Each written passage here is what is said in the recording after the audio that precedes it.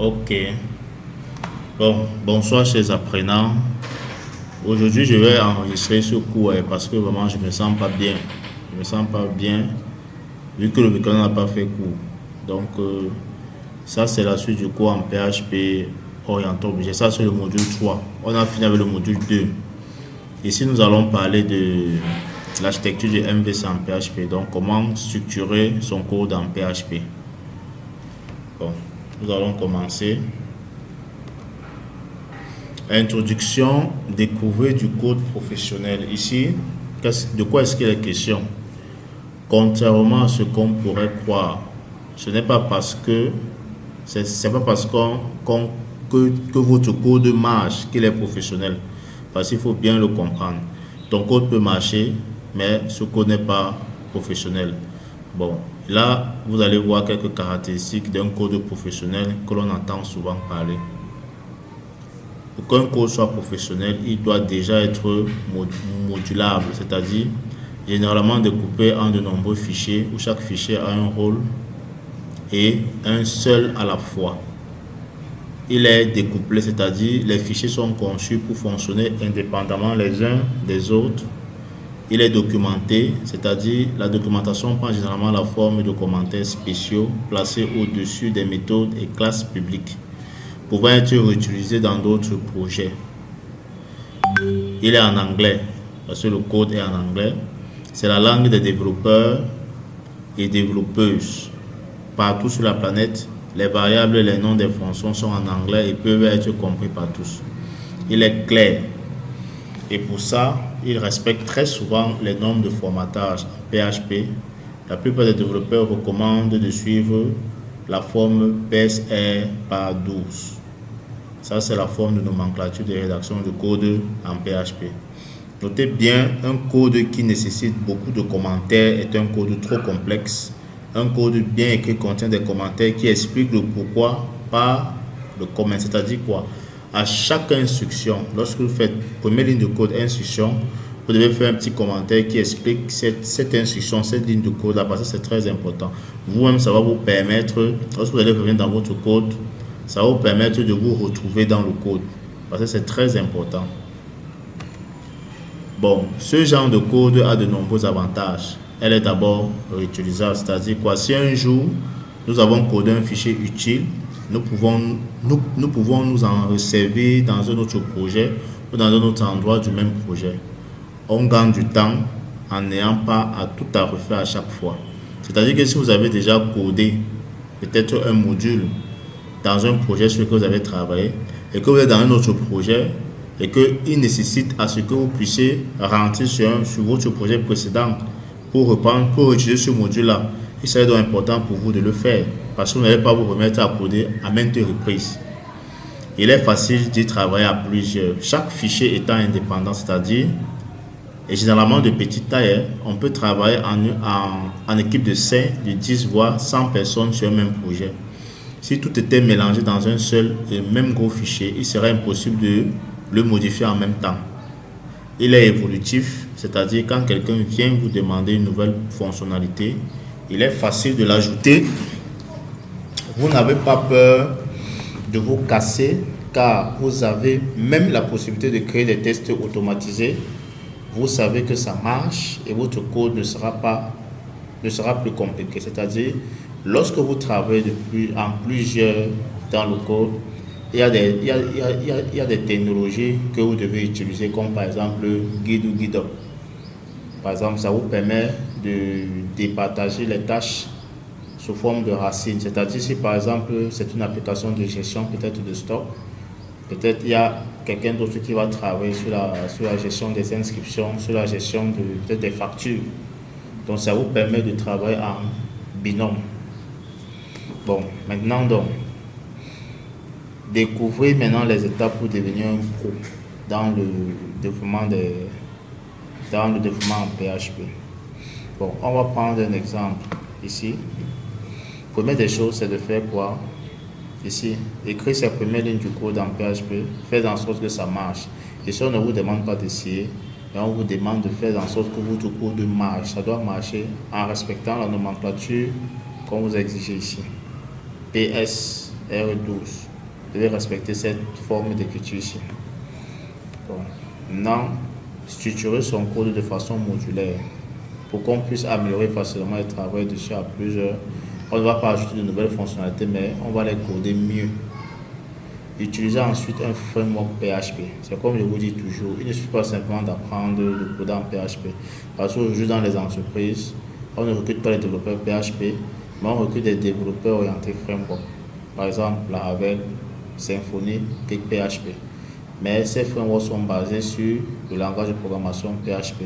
C'est-à-dire que si à la base vous ne maîtrisez pas PHP, vous ne pouvez pas vous aventurer dans ces frameworks-là. Donc, utiliser ensuite un framework est un avantage très important pour vous. Donc, comme base pour un projet, le framework automatise la plupart des choses que nous aurons conçues à la main dans ce cours pour vous permettre d'aller plus vite et de ne pas réinventer la roue à chaque fois. Donc, le framework est un atout pour gérer facilement vos projets. Pour ceux plus tard qui souhaiteront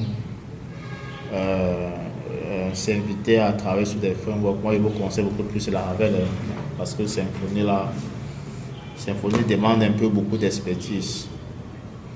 Bon, en théorie, vous pourriez donc sauter cette étape, c'est-à-dire l'étape 2 ici. Structurer son code de façon modulaire et apprendre directement à utiliser un framework, comme on venait de le mentionner.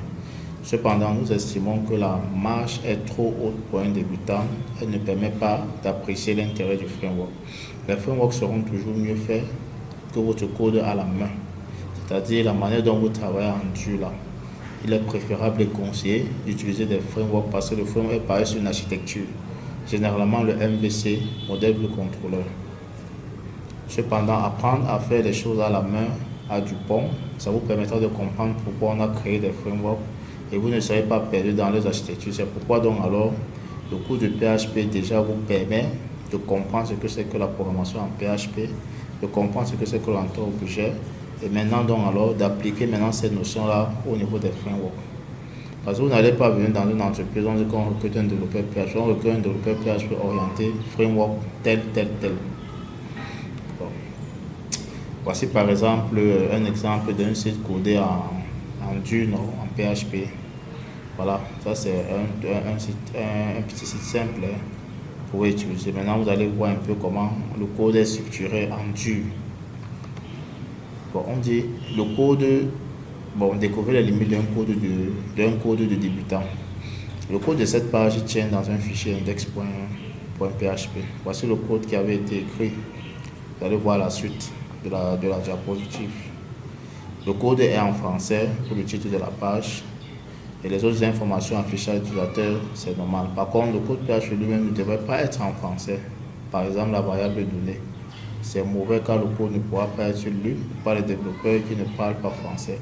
Comme vous l'avez dit, le code est en anglais. Ça veut dire que même quand vous nommez même vos variables là, les variables doivent être nommées en anglais. Le formatage ne respecte aucune règle.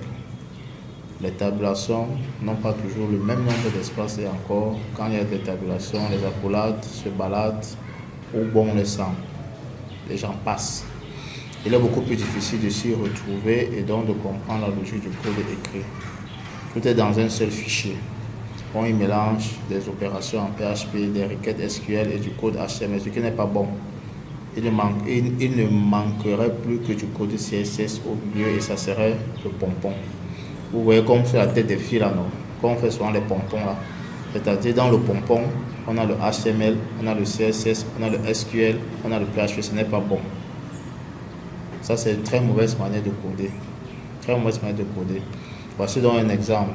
Comment les développeurs débutants codent.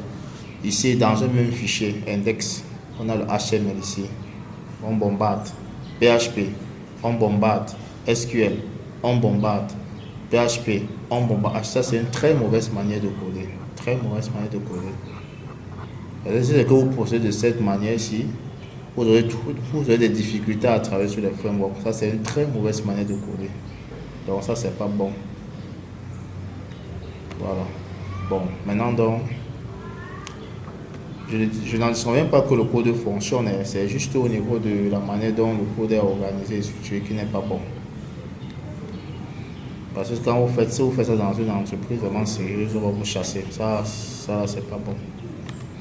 Bon, ce code fonctionne bien évidemment, mais si vous commencez à ajouter de nouvelles fonctionnalités, vous allez avoir besoin d'ajouter de nouvelles requêtes SQL au milieu. Très vite, le fichier va grossir et faire plusieurs centaines de lignes. Et du moment où vous avez plusieurs centaines de lignes, vous allez vous perdre. Donc, ça ne sert absolument à rien de coder de cette manière-ci. N'oubliez pas que la plupart du temps, les projets se font en équipe. Pour vous éviter ce genre de situation, nous vous conseillons d'utiliser Git pour résoudre ce problème.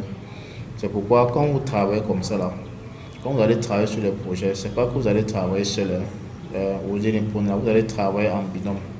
Et quand vous allez travailler en binôme, vous allez utiliser l'architecture MVC et travailler sur des racines avec GitHub. Donc la manière de coder, c'est là, moi je ne voudrais pas voir ça parce qu'en entreprise, on ne tolérait pas ça. Ça c'est une très mauvaise manière de coder. Voilà. Bon, voilà, ça c'était le module 3, la structure du code pour introduire la notion de MVC. Bon, voilà, si vous avez des questions déjà par rapport à tout ce qu'on s'est dit ici sur ce cours, vous posez vos questions sur WhatsApp, je vais vous répondre. Comme je vous ai dit, je ne me sens pas bien, donc c'est pourquoi je fais cet enregistrement là. Donc, vous laissez vos questions dans le groupe WhatsApp et je vais vous répondre.